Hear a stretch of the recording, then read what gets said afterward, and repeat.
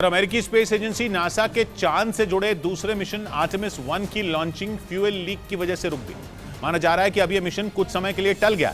NASA के इस mission का मकसद एक बार फिर इंसान को चांद पर भेजना है। पिछले कुछ सालों में मून मिशन में चीन ने भी पूरी ताकत झोंक दी है। जानकार मानते हैं कि अमेरिका के मिशन आर्टेमिस 1 की एक बड़ी वजह चीन भी है, क्योंकि चांद पर पहुंचने की इस रेस में अमेरिका चीन से आगे निकलना चाहता है। वो नहीं चाहता कि चीन अमेरिका से पहले चांद पर अपना बेस बनाए, क्योंकि जैसी चीन की आदत और फितरत है, वो चांद पर अपना हक जताने से बाज नहीं आएगा। ये तक मुमकिन है कि चांद पर पहले बेस बनाकर चीन ये बोल दे कि चांद उसका है। जानकार मानते हैं कि अमेरिका इसी वजह से चीन से पहले चांद पर पहुंचना चाहता है और इसीलिए उसने करीब 50 साल बाद चांद से जुड़ा अपना दूसरा मिशन आर्टेमिस 1 लॉन्च करने की तैयारी की। लेकिन फ्यूल लीक की वजह से आर्टेमिस 1 की लॉन्चिंग रुक गई। कहा जा रहा है कि फिलहाल आर्टेमिस 1 मून मिशन होल्ड हो गया है, क्योंकि पता चला कि रॉकेट के 4 में एक इंजन में खराबी। ये बीटल नस्ल की बकरियों को पालते हैं। 1 लीटर दूध को 100 रुपए में बेचते हैं। हर महीने लगभग 30 लाख कमाते हैं। आपको इनसे सीखना है तो फ्रीडम ऐप को अभी डाउनलोड कीजिए। आई और फ्यूल लीक होने लगा, जिसके बाद लॉन्चिंग के लिए चल रहे काउंटडाउन को रोक दिया गया। मिशन आर्टेमिस 1 का पहला स्पेसक्राफ्ट अमेरिका के फ्लोरिडा के केनेडी स्पेस सेंटर से लॉन्च होने वाला था, जो चांद पर पहुंचकर यह पता लगाता है कि वहां हालात सही हैं या नहीं, क्योंकि अगर सब ठीक रहा तो अमेरिका इंसानों को भी चांद पर भेजेगा।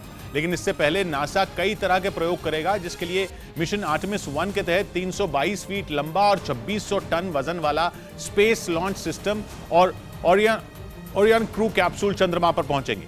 आमतौर पर क्रू कैप्सूल में अंतरिक्ष यात्री रहते हैं, लेकिन इस बार इसमें इंसानों की जगह पुतले बिठाए जाएंगे, जिन्हें अगली पीढ़ी के स्पेस सूट पहनाए जाएंगे, जो चांद पर रेडिएशन की जांच करेंगे। इसके अलावा वैज्ञानिक पौधों के बीज, एल्गी, फंगाई और यीस्ट भी भेजने वाले हैं, ताकि उन पर भी रेडिएशन के असर का पता लगाया जा सके। नासा का यह मिशन 42 दिन 3 घंटे और 20 मिनट का होगा, जिसके बाद कैप्सूल धरती पर वापस आ जाएगा, जिसके लिए नासा का स्पेसक्राफ्ट करीब 60,000 किलोमीटर की यात्रा करेगा। और सब कुछ ठीक रहा तो अगले कुछ सालों में नासा अपने अंतरिक्ष यात्रियों को चांद के साउथ पोल पर उतार देगा, जिनमें एक महिला भी शामिल होगी। चांद के साउथ पोल को बर्फीला ध्रुव भी कहते हैं, क्योंकि वहां बर्फ के रूप में पानी मौजूद है, जो उम्मीद की किरण है। क्योंकि इस पानी में मौजूद हाइड्रोजन और ऑक्सीजन को अलग करके ईंधन बनाया जा सकता है, जिससे रॉकेट उड़ सकता है। अमेरिका की कोशिश चांद के इसी साउथ पोल पर अपना बेस बनाने की है, और चीन भी यही चाहता है। यानी जमीन पर ताइवान और अंतरिक्ष में चांद चीन और अमेरिका के झगड़े की वजह बन सकता है। चीन और अमेरिका दोनों ही चांद के दक्षिणी ध्रुव पर नजरें गड़ाए बैठे हैं, क्योंकि वहां पर मौजूद बर्फ केवल बर्फ नहीं बल्कि संभावनाओं का अंबार है, जिसके लिए अमेरिका और चीन दोनों ने जोर लगा दिया। दोनों ही देश चांद पर बेस बनाने के लिए परेशान हैं। चीन ने पिछले साल रूस के साथ मिलकर चांद पर एक स्टेशन बनाने की घोषणा की, जबकि 20 से ज्यादा देश अमेरिका के आर्टेमिस मिशन के साथ हैं। यानी चांद पर पहले बेस कौन बनाएगा, इसके लिए चीन और अमेरिका में टक्कर शुरू हो चुकी है, जिसका अंदाजा नासा चीफ के बयानों से लग गया, क्योंकि उन्होंने जर्मनी के एक अखबार को दिए इंटरव्यू में चीन के साथ स्पेस रेस की बात कबूल की थी।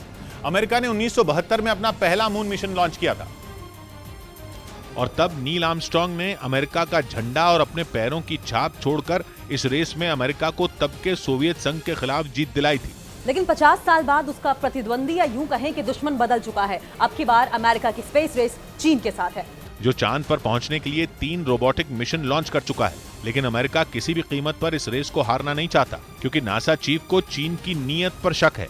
जर्मनी के एक अखबार को दिए इंटरव्यू में उन्होंने कहा था कि अगर चीन ने किसी दिन चांद पर बेस बना लिया तो वो कह देगा कि पूरा चांद उसका है और किसी को भी वहां पहुंचने से रोक देगा। यही नहीं, उन्होंने स्पेस रेस का आगाज करते हुए ये भी बोला था कि एक नई स्पेस रेस चल रही है और इस बार ये चीन के साथ है। और इन्हीं वजहों से अमेरिका चाहता है कि चांद पर उसका बेस चीन से पहले बने, क्योंकि अमेरिका का तर्क है कि अगर चांद पर पहला बेस उसका बना तो चीन की नहीं चलेगी और पूरी इंसानियत का फायदा होगा। लेकिन अगर चीन जीत गया तो वो वहां भी जमीन वाला हाल करेगा। वो चांद को अपनी जागीर समझने लगेगा और अमेरिका ऐसा नहीं होने देना चाहता। लेकिन आर्टेमिस 1 मून मिशन में रुकावट आते ही अमेरिका को जोरदार झटका लगा, क्योंकि आशंका है कि नासा इस मिशन को कुछ समय के लिए स्थगित कर सकता है और दोबारा उसका रॉकेट चांद पर जाने में समय लग सकता है, जो चांद पर कब्जा करने के चक्कर में बैठे चीन के लिए अच्छी खबर है।